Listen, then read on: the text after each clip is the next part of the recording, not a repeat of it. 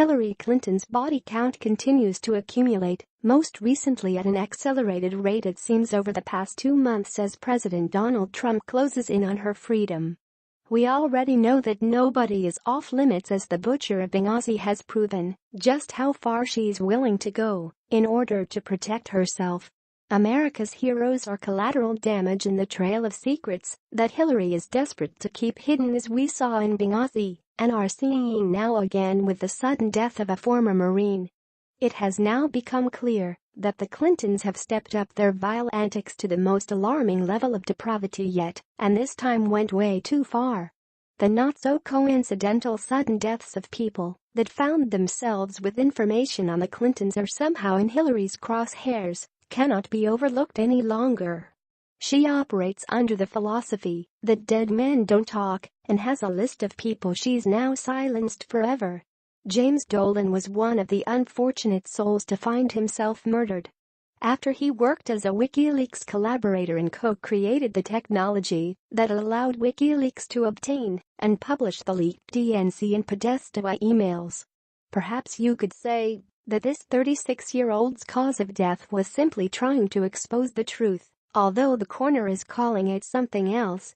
Freedom of the Press Association reports, it was with an extremely heavy heart that we recently learned our friend and former colleague James Dolan, one of the co-creators of SecureDrop and Freedom of the Press Foundation's first full-time employee, took his own life over the holidays. He was 36. In 2012, James worked with Aaron Swartz and journalist Kevin Poulsen to build the original prototype of SecureDrop, the open-source whistleblower submission system, which was then called DeadDrop.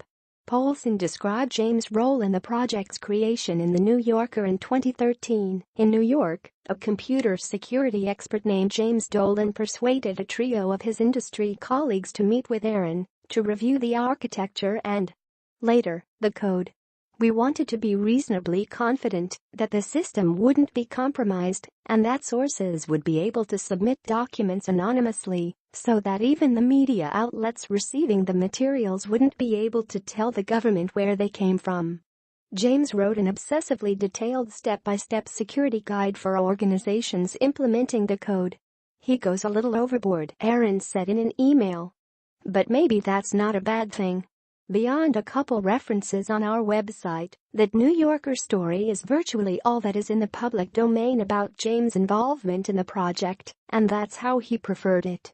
James was an intensely private and modest person, and despite the fact the SecureDrop soon got a lot of attention when Freedom of the Press Foundation (FPF) took the project over, he constantly insisted that Aaron deserved all the credit. Interestingly, Dolan's death comes exactly 5 years after Swartz's supposed suicide, which occurred at a very questionable time considering he was facing prosecution from the U.S. government. Freedom of the Press explains, in January 2013, Aaron Swartz himself committed suicide as the U.S. government was attempting to prosecute him for violating the Computer Fraud and Abuse Act related to allegedly copying academic articles from JSTOR. SecureDrop was an unrelated side project he was working on at the time. A few months after Aaron's tragic death, Kevin Poulsen donated the SecureDrop project to FPF in the hopes that we could revive it and get it in a place where more news organizations could use it. At that point, James was literally the only person in the world who knew all the ins and outs of the system, how to install it, and how to make it better. He had a high-paying computer security job at a large company by then, but I asked him if he'd be willing to come work for us so we could try to get SecureDrop into more newsrooms. We had hardly any money at the time, yet he immediately agreed, even though it meant taking an 80% pay cut. Later, he would even refuse to accept a raise, insisting that we use any new funding to hire additional people to work on the project instead. Even the people who worked closely with James are perplexed by the news of him taking his own life so suddenly. Since he was a former Marine, some are saying he suffered PTSD, and this was the fatal result of that condition. However, it does not sound like there were any indicators in behavior leading up to this tragic turn of events, other than his key involvement with making top-secret information shareable.